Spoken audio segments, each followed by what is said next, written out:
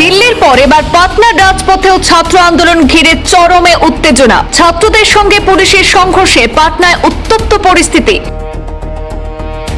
নিয়ন্ত্রণে পুলিশের লাঠিচার্জ এবং ছোড়া হয় কাঁদানে গ্যাস। ছাত্র পুলিশ সংঘর্ষে উত্তাল হয়ে উঠেছে পাটনা। বুধবার পাটনা থেকে রাজভবনের দিকে মিছিল করে যাওয়ার চেষ্টা করলে উত্তপ্ত পরিস্থিতির সৃষ্টি হয়। গান্ধী ময়দানের 10 নম্বর গেটের কাছে জড়ো হয়েছিলেন বিপুল সংখ্যক ছাত্রছাত্রীরা। পুলিশ ব্যারিকেড দিয়ে বিক্ষোভকারীদেরকে আটকে দেয়। বিক্ষোভকারীরা ব্যারিকেড ভেঙে দিয়ে রাজভবনের দিকে এগিয়ে যাওয়ার চেষ্টা করলে উত্তেজনা বেড়ে যায়।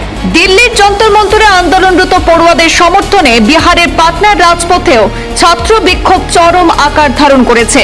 অল ইন্ডিয়া স্টুডেন্ট অ্যাসোসিয়েশনের নেতৃত্বে আয়োজিত এই বিক্ষোভে প্রতিযোগিতামূলক পরীক্ষায় অনিয়মের জন্য কেন্দ্রীয় শিক্ষামন্ত্রী ধর্মেন্দ্র প্রধানকে দায়ী করে তার পদত্যাগের দাবি জানানো হয়।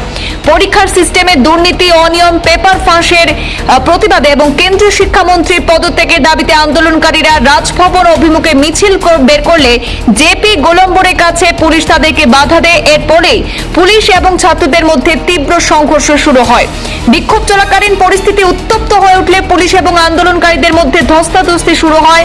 অভিযোগ যে পুলিশ লাঠিচার্জ করেছে এবং কাঁদানে গ্যাসের শেল ছুড়ে পাল্টা পুলিশের উপরেও পাথর ছোড়ার ঘটনাও সামনে এসেছে। সংঘর্ষে গান্ধী ময়দান থানার ভারপ্রাপ্ত আধিকারিক গুরুতর আহত হয়েছেন বলে খবর।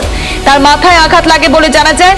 পুলিশ বিক্ষোভকারীদের ছত্রভঙ্গ করার চেষ্টা করলে জেপি গোলাম্বর এলাকায় ব্যাপক উত্তেজনা ছড়িয়ে পড়ে। লাঠিচার্জের পর বহু কর্মী এবং ছাত্রছাত্রীরা রাস্তায় শুয়ে বিক্ষোভ করতে দেখা যায়। কিছু বিক্ষোভকারী ব্যারিকেড ভেঙে রাজভবনের দিকে এগিয়ে যাওয়ার চেষ্টা করলে উত্তেজনা বেড়ে যায়। পুলিশ প্রথমে ভিড় ছত্রভঙ্গ করতে জল কামান ব্যবহার করে। বিক্ষোভকারী এবং নিরাপত্তা বাহিনীর মধ্যে সংঘর্ষ শুরু হলে সেখানে পরবর্তীতে কাঁদানে গ্যাস ছোড়া হয় এবং পুলিশ লাঠিচার্জও করেছে। পরিস্থিতি নিয়ন্ত্রণে আনতে ওই এলাকায় অতিরিক্ত পুলিশ মোতায়েন করা হয়।